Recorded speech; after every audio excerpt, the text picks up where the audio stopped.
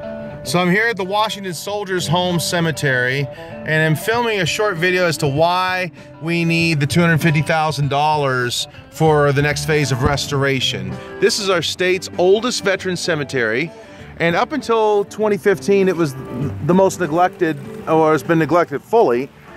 We had $250,000 in 2015 to restore what amounted to 833 of these markers that you see right here. Right here before us are World War I veterans, and then up in the hill where the flagpole and the obelisk is, you'll see some Civil War monuments of our men in blue that kept our nation together. Now, if you look on the other side, those are the monuments that have not been restored yet. There are others besides these, but there's about 433 of them actually, that have not been restored yet. I mean, they're you know, it's our obligation to honor them, and so you figure it's going to cost about about $100,000 to restore 433. You see some of them here, but there's more. But now another approximately $40,000 to $50,000 of it would be to pave the entrance. You see this right here? Look at these tire tracks. Look at the water.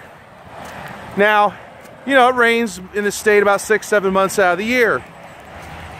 Now imagine trying to take off from this. Look at this mud, right? See how it is? There's no traction here. So when you're getting on into the cemetery, you have danger of slipping and sliding. But then worse when you're taking off. Look at this road, how busy it is. You got to take off fast. And you got asphalt beginning right here, but you're in mud here, which means you're going to spin out and you're going to not get the traction you need, and you might get hit. Now, so we got to pave the first about 40 feet if we could, because then that would get to that shed over there that's going to be replaced by using private funds with a veteran memorial event shelter. So we want to have it paved up to there, and that'll make it look a lot better. Now see, this is what the $250,000 did. It made this part look a lot better, but now look, the other part, this gets to the other part I want to talk about on the $250,000. That's the tree trimming.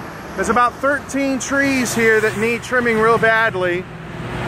First of all, for safety concerns, because we don't want big limbs to fall on somebody.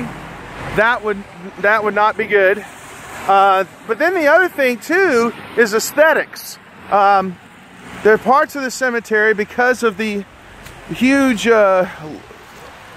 drooping branches of some of these trees, and there's 11 trees that need to be trimmed here, including these guys right here, and that one, and then about 8 more that away. So we can get sunlight onto the lawn, so then when we do plant grass seed, we can actually grow grass. So again, you can see the rest of the cemetery looked like that. The restored, well, the part that $250,000 took care of made it look like that.